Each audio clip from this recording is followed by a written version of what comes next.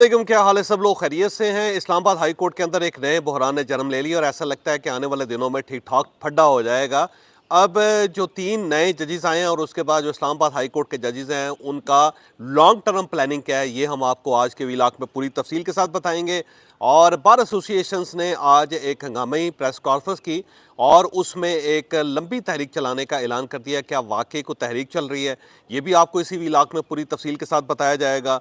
और ट्रंप ने दाइश के मुख्तलिफ ठिकानों पर हमले शुरू कर दिए हैं। एक इस्लामी मुल्क है उसके ऊपर हमला हो गया और आने वाले दिनों में अफगानिस्तान के ऊपर भी हमले का इम्कान मौजूद है। क्या अफगानिस्तान के ऊपर हमला हो सकता है, ये भी हम आपको आज के व्लॉग में पूरी तफसील से बताएंगे।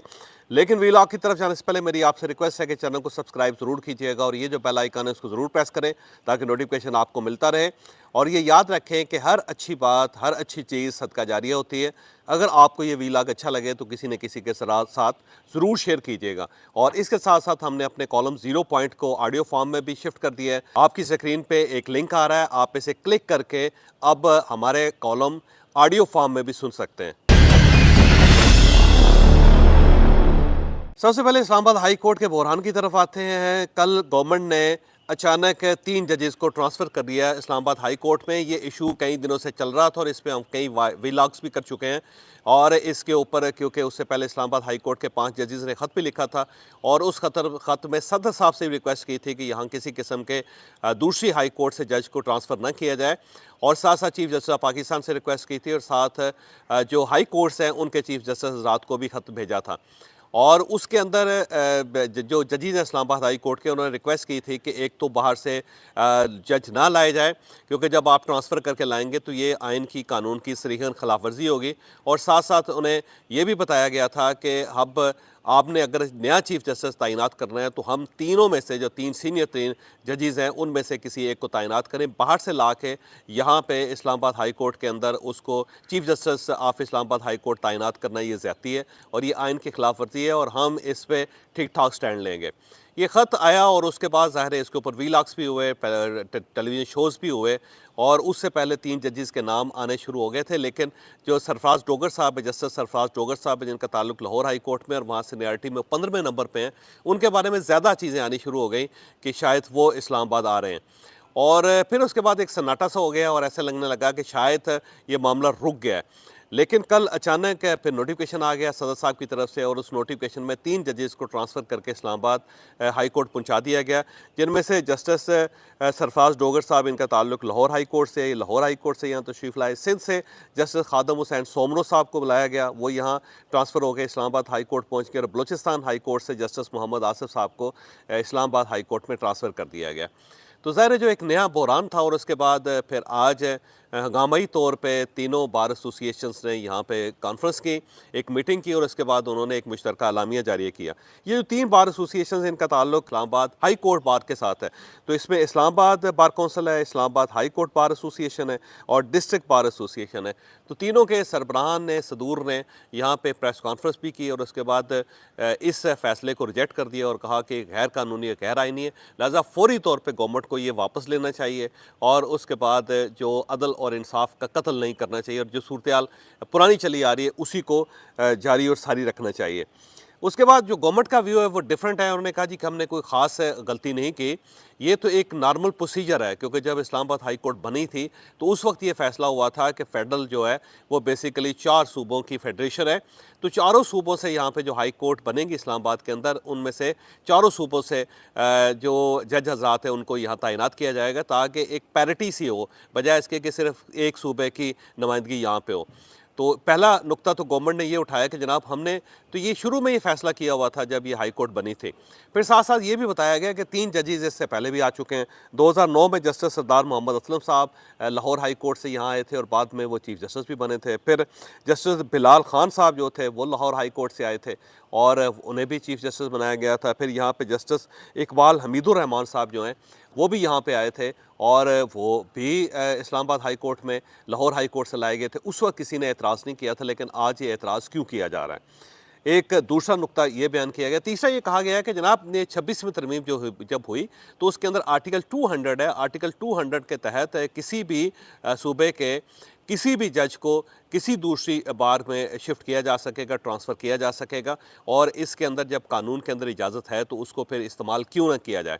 अलबत्ता इसका एक प्रोसीजर है और ये बताया गया कि उस प्रोसीजर के ऊपर मुकम्मल अमल दरामद हुआ है कि जैसे कि सदर साहब ने ये कंसल्टेशन करनी होती है चीफ जस्टिस हज़रात से और साथ साथ उन जजेस से जिनको ट्रांसफ़र किया जा रहा है। तो ये बताया गया कि तीनों जो जजेस साहब यहाँ पे ट्रांसफ़र हुए हैं उनसे बाकायदा पूछा गया और उनकी इजाज़त से, उनकी रज़ामंदी से उनको इस्लामाबाद हाई कोर्ट में ट्रांसफ़र किया गया। फिर 5 चीफ जस्टिस हज़रात से इसकी इजाज़त लेनी थी, यानी ज़ाहिर है इस्लामाबाद हाई कोर्ट के चीफ जस्टिस उनसे ये इजाज़त ली गई होगी। फिर 3 जो दूसरे चीफ जस्टिस हज़रात हैं जहाँ से इन 3 जजेस को यहाँ ट्रांसफ़र किया गया, शायद उनका जिक्र किया गया और शायद चीफ जस्टिस ऑफ पाकिस्तान से भी इजाज़त ली गई हो इसकी, क्योंकि सरदर से इसके बारे में एक एम्बिग्विटी सी है कि क्या वो ऑन बोर्ड थे या नहीं थे, लेकिन मुझे लगता है कि वो भी होंगे। तो इसका मतलब ये हुआ कि 5 चीफ जस्टिस हज़रात से कंसल्टेशन हुई, जिसमें चीफ जस्टिस ऑफ पाकिस्तान शामिल हैं, जिसमें इस्लामाबाद हाई कोर्ट के चीफ जस्टिस हैं, फिर उसके अंदर chief justice Lahore high court हैं, फिर चीफ जस्टिस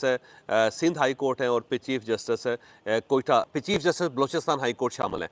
तो इन सब से ज़ाहिर है पे कंसल्ट करके ही डेफिनेटली इनको यहाँ पे ट्रांसफ़र किया गया होगा। तो गवर्नमेंट की तरफ से ये व्यू लिया जा रहा है। लेकिन अगर आप इसके साथ साथ कुछ एक और एक्टिविटी भी है जिसका मैं जिक्र करता चलूँ कि आज एतवार है, लेकिन एतवार के दिन भी इस्लामाबाद हाई कोर्ट को बाकायदा खोल के अमले को बुला के यहाँ पे कुछ चीज़ें तब्दील की गई हैं। एक तो बेंचेस की जो फॉर्मेशन है उसको बदल दिया गया है, क्योंकि जो डिवीज़न बेंच होता है वो जो सीनियर ट्रेन जजेस होते हैं उनके ऊपर मुश्तमिल होता है और इस वक्त जो सीनियर ट्रेन जज हैं वो जस्टिस कियानी साहब हैं, मोहसन अख्तर कियानी साहब हैं। तो मोहसन अख्तर कियानी साहब का बेंच बदल दिया गया है और अब उनको बेंच नंबर 3 में कन्वर्ट कर दिया गया, क्योंकि जो बेंच नंबर 2 है उसके अंदर जस्टिस सरफराज डोगर साहब आ गए और उनके साथ साथ जस्टिस खादम हुसैन सोमरो साहब को शामिल कर दिया गया। तो 2 जो नए जजेस आ गए हैं उनका जो रोस्टर नया बना है उसके मुताबिक इन दोनों को बेंच नंबर 2 दे दिया गया है, यानी कि जो सबसे सीनियर मोस्ट बेंच होता है जिसमें सीनियर ट्रेन जजेस शामिल होते हैं।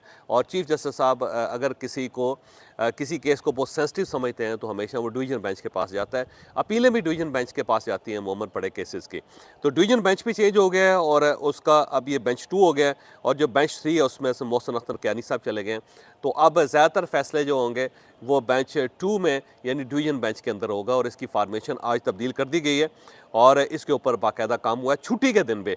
और इसके साथ साथ जो बाकी बेंचेस हैं उनकी फार्मेशन भी तब्दील की गई है। जो नए जजेस आए हैं उनमें से 2 में से खादम हुसैन सोमरो साहब को बेंच नंबर 9 अलाट कर दिया गया और जस्टिस मोहम्मद आसिफ साहब को बेंच नंबर 12 अलाट कर दिया गया। तो ये फार्मेशन तब्दील हो गई, इसका मतलब ये कल से फिर नई फार्मेशन के तहत नई जो मामलात हैं उसके मुताबिक फिर यहाँ पे काम होगा। तो ये एक बड़ी दिलचस्प किस्म की सूरत पैदा होगी इस्लामाबाद हाई कोर्ट के अंदर। यहाँ पे अब एक सवाल ये भी पैदा होता है कि क्या आने वाले दिनों में वाकई कोई तहरीक चल सकती है। मेरा ख्याल है अगर तो तमाम बार एसोसिएशन इसके ऊपर रजामंद हों और वो ये महसूस करें कि हमें एक तहरीक चलानी चाहिए और फिर हम आराम से सुकून से नहीं बैठेंगे, सड़कों पर रहेंगे, तो फिर तो ये मुमकिन है। लेकिन अगर मकामी सतह पे अगर सिर्फ 3 बार एसोसिएशंस ही इसके ऊपर एतराज़ करें और इसी के शोर शराबा करें तो ये बहुत ज़्यादा लंबा चलने वाला मामला नहीं है, क्योंकि जो तीनों बार इस्लामाबाद हाई कोर्ट की हैं, इस्लामाबाद कोर्ट्स की हैं, उन्होंने ये फ़ैसला किया है कि कल यानी मंडे के दिन यहाँ पे अदालतों के अंदर हड़ताल होगी और कोई वकील किसी अदालत में पेश नहीं होगा।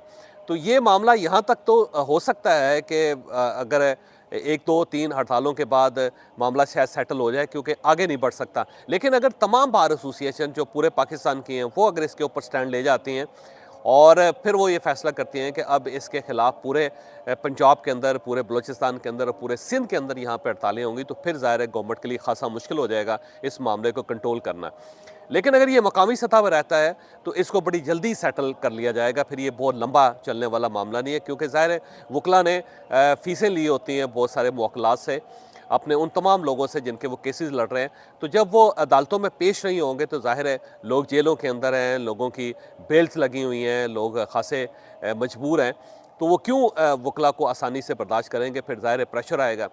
दूसरी तरफ अगर अदालतों के अंदर केसेस होते हैं और जजेस वकला की हड़तालों के बावजूद भी अगर केस सुनना शुरू कर देते हैं तो फिर उसका भी ज़ाहिर एक इम्पैक्ट निकलेगा। मुझे लगता है कि इस बार जो बाहर से जजेस आए हैं वो केसेस को फौरी तौर पे शुरू कर देंगे और अगर वकला उनके सामने पेश नहीं भी होते तो वो फिर भी कोई ना कोई एक बंदोबस्त करेंगे जिसमें वो चैम्बर वर्क कर लेंगे, बहुत सारे मामलात को निपटा लेंगे, जिससे कुछ ना कुछ तो फ़र्क पड़ जाएगा। लेकिन अगर ये मामला बिगड़ जाता है और आगे बढ़ जाता है तो फिर मसला बहुत हो जाएगा। फिर मेरा ख़्याल है दोबारा एक अदलिया की तहरीक शुरू हो जाएगी जो ज़ाहिर पाकिस्तान के लिए सर-ए-दस्त ख़तरनाक है। अब एक तरफ पाकिस्तान तहरीक-ए-इंसाफ़ ने 8 फरवरी को यहाँ पे एक जलसा करना है और बड़ा जलसा करना है। सवाबी के अंदर तो बहरहाल बहुत बड़ा जलसा होगा। लाहौर ज़ाहिर है उनको अभी इजाज़त नहीं मिल रही। लाहौर का शायद इतना इम्पैक्ट क्रिएट ना हो सके क्योंकि लाहौर के अंदर स्ट्रक्चर ही नहीं पार्टी का। लेकिन जो स्वाबी के अंदर जलसा होगा वो ज़रा बड़ा जलसा होगा। तो एक साइड से पाकिस्तान तहरीक-ए-इंसाफ़ का जलसा है 8 फरवरी को और दूसरी साइड पे अगर वकला मिल जाते हैं इनके साथ तो खासा क्राइसिस पैदा हो जाएगा। तो गवर्नमेंट खासे प्रेशर में आ जाएगी। लेकिन अगर ये मामला लिंगर ऑन नहीं होता और गवर्नमेंट इसको कंट्रोल कर लेती है तो फिर ज़ाहिर है ये मसला भी ख़त्म हो जाएगा। लेकिन इस दौरान कुछ वकला का ये कहना है कि ये जो जजेस जिनकी हक तलफ़ी हुई है इस्लामाबाद हाई कोर्ट की, वो चुप करके नहीं बैठेंगे। इनमें से बहुत सारे जजेस ऐसे हैं जो मुस्ताफ़ी होने के बारे में सोच रहे हैं और अगर यहाँ से 5 या 6 जजेस ने इस्तीफ़ा दे दिया तो एक बहरान बड़ा पैदा हो जाएगा। लेकिन दूसरी तरफ गवर्नमेंट का ख्याल ये है कि ये बहरान अगर पैदा होता है तो हम इसे कंट्रोल कर लेंगे क्योंकि गवर्नमेंट ने कुछ और फहरिस्तें भी तैयार की हुई हैं कि इमीडिएटली जजेस को तैनात करके ये जो कमी है उसको पूरा कर लिया जाए। तो अब देखते हैं कि आने वाले दिनों में क्या होता है। लेकिन ज़ाहिर है सूरत-ए-हाल थोड़ी सी गंभीर हो चुकी है और अब इसको कंट्रोल करना गवर्नमेंट के लिए खासा मुश्किल भी होगा। अब अगले जो एक हफ़्ता है या अगले चंद दिन है वो बहुत ज़्यादा इंपॉर्टेंट है इस सारे मामले के हवाले से। अब आते हैं दाइश की तरफ। दाइश के ठिकानों पर डोनाल्ड ट्रंप ने ड्रोन हमले करने की इजाज़त दे दी। सोमालिया के अंदर दाइश के ठिकाने जो थे उनको बाकायदा मार करके कल ड्रोन हमले उसके ऊपर शुरू कर दिए गए। और अब अमेरिका के अंदर ये बहस चल रही है कि ये हमले जो हैं सिर्फ सोमालिया तक क्यों महदूद हों। वो तमाम लोग जो मुख्तलिफ मुल्कों के अंदर बैठे हुए हैं उनसे अमेरिका की सलामती को या दुनिया की सलामती को ख़तरा हो सकता है, तो उन सब के ऊपर इसी तरह हमले करने चाहिए। तो कुछ लोगों का ख्याल ये है, बल्कि तजियाकारों का ख्याल ये है कि आने वाले चंद दिनों के अंदर अफ़गानिस्तान के अंदर भी इस किस्म के हमले शुरू हो जाएंगे क्योंकि वहाँ पे भी दाइश के ठिकाने हैं और अमेरिका अफ़गानों को, तालिबान को इसलिए रकम देता रहा है कि वो दाइश को वहाँ पे अलाइन नहीं होने देगा और उनको डिस्पर्स करके रखेगा पूरे अफ़गानिस्तान के अंदर। लेकिन ये प्रोजेक्ट कामयाब नहीं हो सका। दाइश के तमाम लोग जो थे वो इस वक्त भी आके मेन जगहों पे बैठे हुए हैं और वहाँ से वो हमले भी कर रहे हैं। तो मुझे लगता है कि अगले 48 घंटों के अंदर अफ़गानिस्तान के ऊपर भी हमला शुरू हो जाएगा और अगर ये हमले शुरू हो गए तो जंग दोबारा हमारी सरहदों पे आ जाएगी।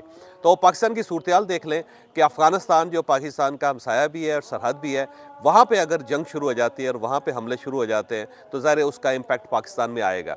और उसके साथ साथ आप पाकिस्तान के अंदर पोलराइजेशन देख लें कि एक साइड पे पाकिस्तान तहरीक-ए-इंसाफ़ जो है वो एहतजाज की तरफ जा रही है और मुझे लगता है कि 8 फरवरी को ये लॉन्ग मार्च करने का ऐलान कर देंगे और इनके लिए बड़ा आइडियल है कि जब चैम्पियंस ट्रॉफी पाकिस्तान में चल रही है तो उस वक्त ये पाकिस्तान के अंदर लॉन्ग मार्च शुरू कर दें। और फिर इनका ख्याल ये है कि ज़ाहिर गवर्नमेंट या जो इस्टेब्लिशमेंट है इनके साथ रब्ता करने पर मजबूर हो जाएगी। तो मुझे लगता है कि ये लॉन्ग मार्च की तरफ जाएंगे।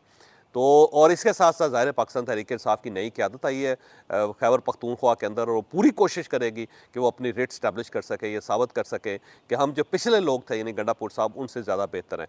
तो ये ज़ोर बहुत लगाएंगे। और तीसरी साइड पे ये अदलिया का बहरान भी पैदा हो गया और अगर ये आने वाले दिनों में फैल जाता है तो फिर आप खुद अंदाज़ा लगा सकते हैं कि पाकिस्तान की जो इकॉनमी है उसको कितनी डस पहुँचेगी क्योंकि बड़ी मुश्किल से ये ट्रैक पे आई है। और अब अगर ये दोबारा डी ट्रैक हो जाती है या डी रेल हो जाती है तो फिर पाकिस्तान वाकई एक मुश्किल सूरत हाल का शिकार हो जाएगा। मुझे इजाज़त दीजिए, अगले व्लॉग में मुलाकात होगी। पाकिस्तान जिंदाबाद।